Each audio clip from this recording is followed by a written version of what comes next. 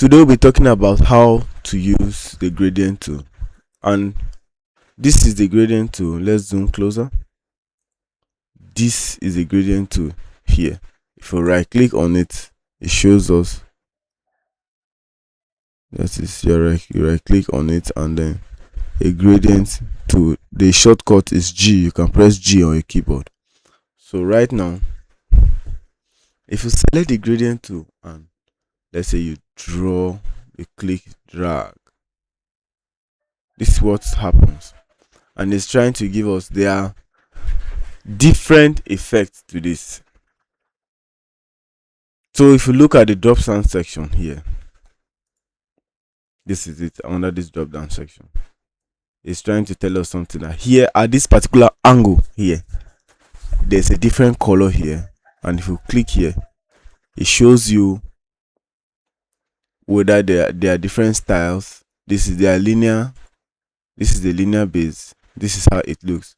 Let's select another one. The angle, it was already on angle, so this angle now, you see it is taking a different aspect. This angle, you can now move it to any section like this. We'll give it a definite angle, and then let's use another style. You click here, these are the default styles you have. Let's select the reflected. The reflected, we'll see how it is coming. It's just reflective in between like this.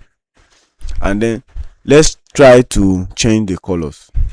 Then you can select here, you're still on it, you can select that particular color, click there, change the color from this color settings, come here, select this particular color base, you can click here, change the color.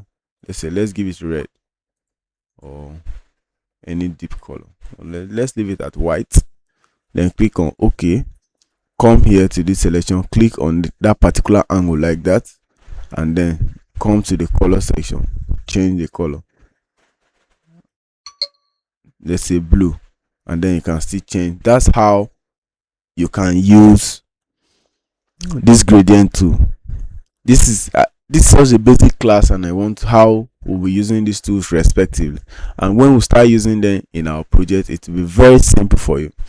So thank you, and then we'll see in our next tutorial. We are making everything as short as possible.